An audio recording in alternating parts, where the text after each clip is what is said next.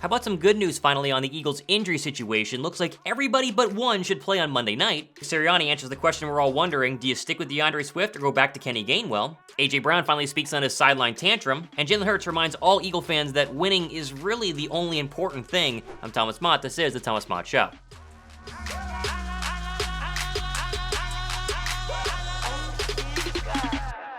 What's up, guys? Thomas Mott here. Welcome to the Thomas Mott Show on a Friday. Thumbs up for the weekend and thumbs up for the injury report, which, yes, looks long. You see a bunch of players on this list, but it's a lot better than it looks. Let me explain. Edmonds, illness, he'll be fine. Boston's got concussion, probably out on Monday. Same goes for Quez Watkins with that hamstring injury, but the rest of them, all limited participants in practice yesterday. You're seeing some of that footage on your screen. This is good stuff here. Reed Blankenship with the ribs, he should go. James Bradbury concussion, he should go. Cox is fine. Cunningham's fine. Jordan Davis in the ankle's fine. Kenny Gainwell in the ribs, he's fine as well. Devontae Smith has some, tight hamstrings, tight thighs. Jack Stoll had the ankle and Josh Sweat had a toe. And while it looks bad, it's really not bad. And Nick Sirianni and all the Eagle coaches were mentioning this during the week. They expected these players to play, and now it's all but guaranteed. All of them, except for probably Boston Scott and probably Quez Watkins, are going to be good to go for Monday night. Speaking of which, James Bradbury, coming off the concussion, he will line up in the slot more often than we have seen him in the past due to the fact the Eagles have had a bevy of injuries at the cornerback spot. I'm very curious to see how often he's going to do that. Sean Desai and Nick Sirianni have said it's going to happen. He's been cross-training a lot, actually working out specifically with the slot corner nickel coach that they signed this past offseason, the past couple days in practice. But how much will he actually be there? Will he just go when Mike Evans is in there? That is definitely a storyline to keep an eye on Monday night. Now, with Kenny Gainwell being back and seemingly suiting up and playing on Monday night, the questions really arise, what are you going to do with DeAndre Swift? He had 1 carry week 1, they gave him all to Gainwell, and then he had 28 carries in week 2 and absolutely balled out. Well, Nick Sirianni was pressed on this multiple times this week, and finally he said, quote, if he's got the hot hand on Monday night, we'll keep rolling with him.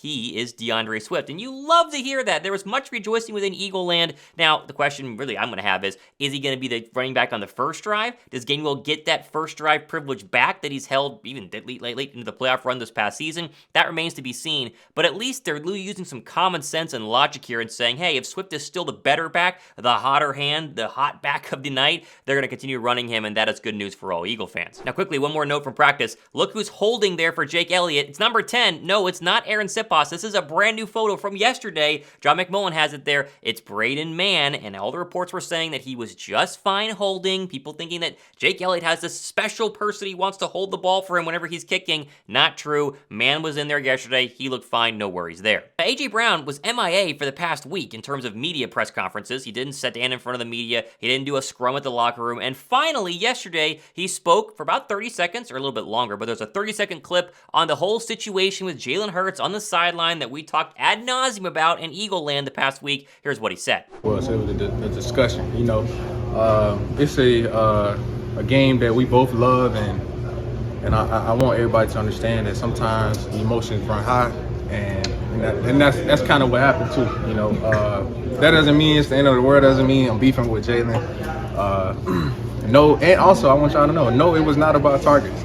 I'm sure everybody thought that because he threw me the ball 3 plays in a row afterwards, but no, I was not over there discussing targets or whatever the case may be. It was something that happened earlier, and we was having a discussion about it. Perfect answer. Now, I do kind of wonder what he means by it wasn't about targets, something earlier on in the game. Either he's lying about that, which, people can do in the NFL media. They don't want to give you the full truth. Or he was talking about maybe a play he wanted to run that they weren't going to play. Either way, if you are blowing this out of proportion and saying that, oh, it's fractured, you got to trade A.J. Brown, he's a drama queen, you should probably walk out the door right now because that did not seem like a drama queen to me at all. And I expect a massive game from A.J. Brown there on Monday night. Also, this little clip here of Devontae Smith, he's running to go ahead and get A.J. Brown's back, read him a little scripture as well. Pretty funny to see here on a Friday. Need me to read it to him?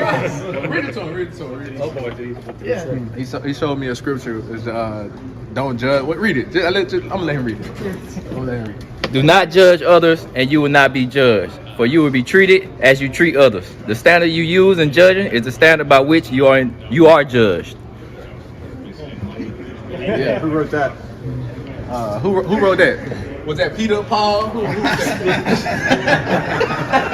Gotta like that. Smitty always has everybody's back. He seems like the ultimate team player. And backing up A.J. Brown there, reading some scripture, good to hear on a Friday. You love to see it from the Eagle wide receiver duo. Give me your prediction for Monday night. Who has more catches? Who has more touchdowns? Where are you at here? I think it's going to be a heavy A.J. Brown night. Now, the Bucs could counter and try and double A.J. Brown all night, meaning it would be a heavy Devontae Smith night, but give me your thoughts on who's going to be your receiving leader against the Tampa Bay Bucs. Now, Jalen Hurts had his weekly press conference, and he was asked about this whole idea of, you've been winning ugly, you haven't looked too good. And Jalen Hurts, it's so funny, he answers perfectly by being like, wait a second, when was winning not the most important thing? What I'm telling you is it's not about me, it's about us. And so if they are doing something there for me, we got 250 yards rushing to do that. And so there are multiple ways to win. And the thing that I want to make clear is when did winning not become the main thing. I always say keep the main thing the main thing. He also went on to talk about how, if they're running the ball well, the passing game is not going to work as pure because they're going to want to run the football if teams are giving them that, and vice versa. And we said this all week long. Every single game last year, there was a team basically deciding defensively how to guard the Eagles. You're going to sell it for the run and just pray that Jalen Hurts can't pass. You sell it for the pass and let him run. We saw this week after week after week. The Steelers, they sold out against the run. The Eagles burned him deep with A.J. Brown. And then you saw it like the Green Bay Packers. They sold out against the pass, and Jalen Hurts had a career-high rushing yardage as well. And so it's just hard to go ahead and say, oh, well, Jalen Hurts hasn't passed for 400 yards yet. He hasn't had a 5-touchdown game. Is he a little bit washed? And Jalen goes, do you guys just, does winning sound fine? Are you okay with winning? Honestly, I'm okay with winning. I don't want to win ugly every single week, but I'm definitely okay with being 2-0 versus Jalen throwing 5 touchdowns in a game where you still lose it and then you're 1-1. Now, speaking of losing, a mega loss for the Dallas Cowboys yesterday. I couldn't believe this report, but there it is. Cowboys star cornerback Trevon Diggs did indeed tore his ACL. He is out for the entire season, fresh off of a 5-year, $97 million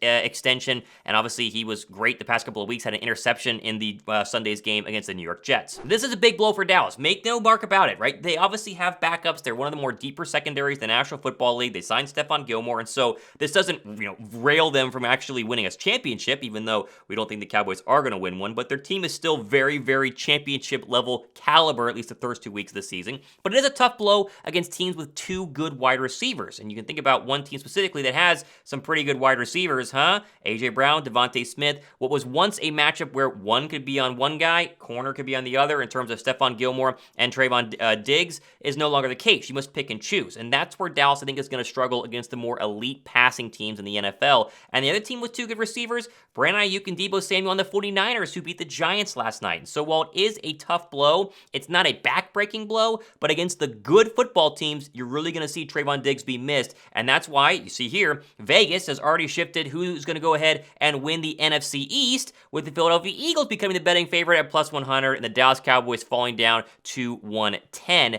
Previously, they were in a dead heat, 105 and 105 apiece. Now, speaking of betting, our friends at DraftKings last night, we did hit on our Christian McCaffrey touchdowns. Shocker of the night. He's had like 10 straight touchdowns in 10 straight games. All I'm looking at this Eagles line here, they're -5. They're 5-point favorites against the Bucs, according to DraftKings.